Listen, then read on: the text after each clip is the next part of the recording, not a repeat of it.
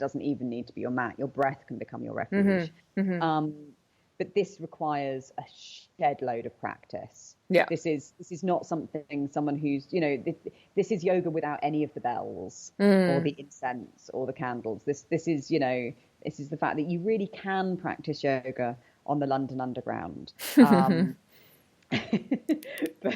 But it's not as conducive.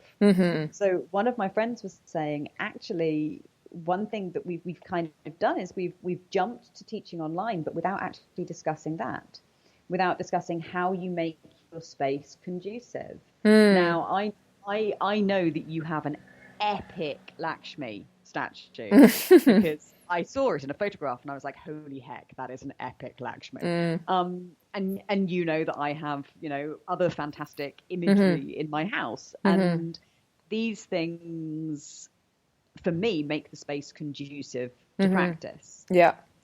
And I think that it would be really nice if it looks like online teaching is going to be a very regular part of our skill set as a teacher. One of the things I would want to say to people is, okay, so you're going to take an online yoga class. Do you have a candle? Yeah. Do you have a picture of someone you love? It's the setting up. It's the setting up of the sacred space. Exactly. Create a bit of an altar or something for yourself. Yeah. Exactly. Yeah. No, I think that's a really good point, because for me personally, yeah, of course, I have now the luxury even of having my own yoga room, which is all set up with a Ganesh altar as well. And yes, Lakshmi is also part of the family. She was actually the first person I moved in with. Like, her and Ganesh were my first roommates, because Sparky and Miguel were still stuck in Portugal. And I was like, well, at least I have Lakshmi and Ganesh. They moved in, So they were like, I was like, okay, this is good. Like, this is they were the best roomies. These were exactly. These were the best roomies ever. So I really hold them close to my heart anyway. But I think it's important, especially what you're saying, like, to create some kind of, because there's also this other point of, like, yesterday I did a class with Stuart Kilchrist, who I follow, a teacher from London, and I literally heard him say to someone, no, yeah, put your leg in the cupboard, yeah, right there in the cupboard, yeah, hold it, yeah, that's fine. And I'm like, look at him being all creative, like, you can use the cupboard, you can use everything around you as props and stuff, so it makes me laugh as well, like, yeah, man, put your leg in the cupboard, come on, do it, Exactly. But it is a little bit like that now, and it's definitely, it's taken, and still I feel this whole time that we're in now, it's required a lot from us, for sure, Definitely. On all levels. I mean, I think it's also, if you look at the Hatha Yoga Pradipika, and you look at the, at the very beginning of the Hatha Yoga Pradipika, they talk about the conditions for yoga practice. Or, the ideal conditions for yoga practice. And I think that we have forgotten the importance of self-practice as a society. Like we expect, and I mean, this is not necessarily a bad thing. It's just something I've observed. We expect a lot of the teacher. There is a lot of I'm about to get ranty. Sorry, Carrie. No, good. Use it. I'm renty all the time, man. You and we're like the renties. Come on, do it. So I have observed a sense of entitlement towards asana. Yeah. So I find it very bizarre that students feel entitled to be able to do handstand, for example, just as an example. Yeah. So they don't feel that my job as a teacher is to show them how to safely work towards it, or to explain the anatomy and physiology of it, or to try to analyze what they're doing. They feel entitled to come into a handstand.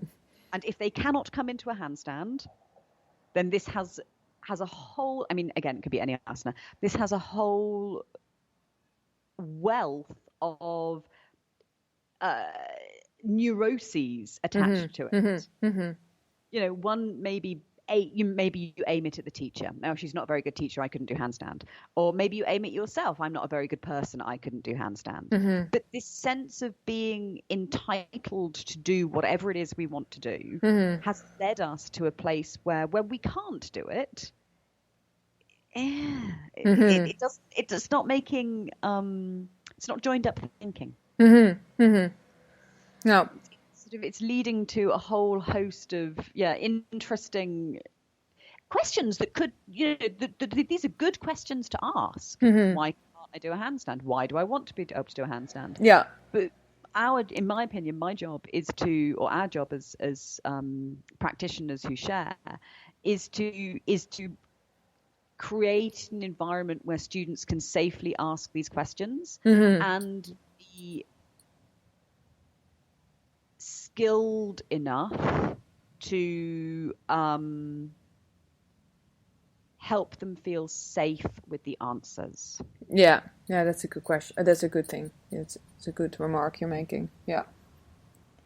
And also, like, you're still an amazing person, even if you can't do a handstand, Life is so much more than a handstand, or a headstand, or Urdhva Dhanurasana, or all of the rest, So, and that's something that I think for me asana was my enemy when I started, because I had no yoga experience, especially no physical yoga experience. So asana, the physical part of yoga, was for me I had way more interest in the spiritual side. I had more interest in, being an animal rights activist and just wanting to use yoga as a platform to talk about ahimsa and, the practice of nonviolence and loving animals and humans and, just being a good person, and I think that, many yoga teachers are still, in my opinion, way too focused on yoga. Isn't just asana. Asana is only a gateway in, Exactly. So, and that's one tool among many. Many.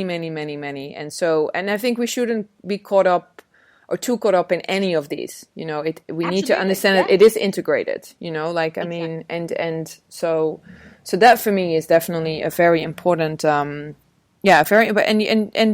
It's really valuable that you're saying that as well, because I think people can get too caught up in the physical sense of it. Also, I think because it's just the one part that is in a way the easiest to grasp, this is yoga. It's like, no, but there's so much more to yoga though. But, there is something, even Austin was mentioning as well, that Americans have the tendency to be so caught up in it because, it's just the easiest way to sort of connect with the practice as a whole kind of thing, Yeah. I think it's definitely the most accessible. Yeah. But then that's the irony, isn't it? It's both the most accessible and the least accessible. Because if you are someone who is very flexible, then you might be able to make the shapes, but you might be a very long way away from the sense of calm. If you're someone who finds it very difficult to make the shapes, maybe you find it easier to come into the breath. Yeah. Or maybe, it's what we do with it. Yeah, absolutely. And that's we can't control what every person who walks through the door is going to do with it. Yeah. But we can ask them questions. And I think also there is no... Yeah, and there is no quick fix in yoga as well. I think, and this is towards. I'm slowly rounding this up because I have a few more questions for you, Claire. And then, I could sit here still tomorrow morning having breakfast with you for sure. I would love that. But especially because you've been a teacher for so long, pretty much nearly 20 years now, I really believe that there is no quick fix. People always say to me wow, when you teach shoulder stand, we're in it forever. I'm like, shoulder stand is not a 5-breath thing to do, come on, you got to be in there for 5 minutes, and then maybe you'll, it will get to where you want to go into that practice. You got to hold it for a while in order to even feel it, in order for it to, mean something or do something to you, to your practice. But in general, I love it. My teacher once said, no, it didn't take me very long. I think 9 years. And then you saw everybody exactly. Yeah. What do you mean not long? 9 years to get into this asana? But do you feel that as well? Being a teacher for so long, it took you a long time, right?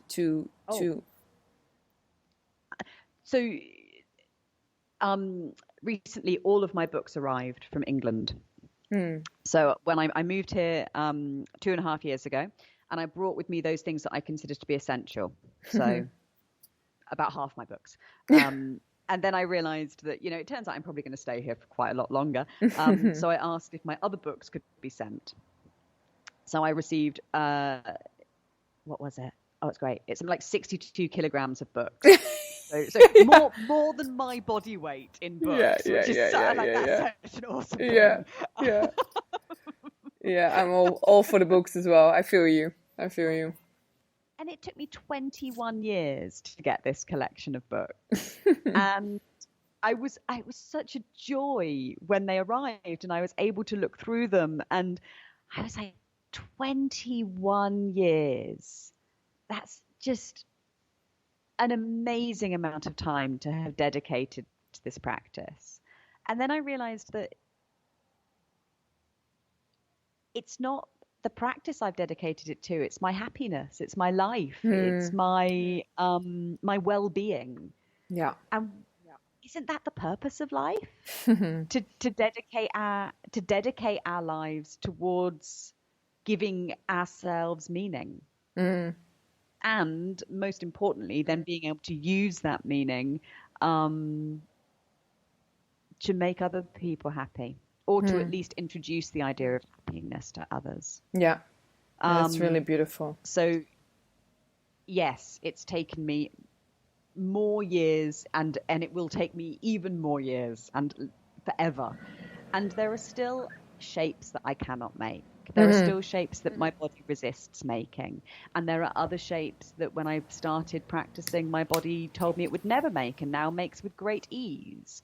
So it's abhyasa, it's practice. And again, this is Satu Dirga. We take Satu Dirga Kala. So Dirga is like a sustained or a long, and Kala is time. Yeah. Practice is consistent over time. And needs to be consistent as well, yes. to, you can't come once a week and then be upset that you still can't do a certain thing, exactly.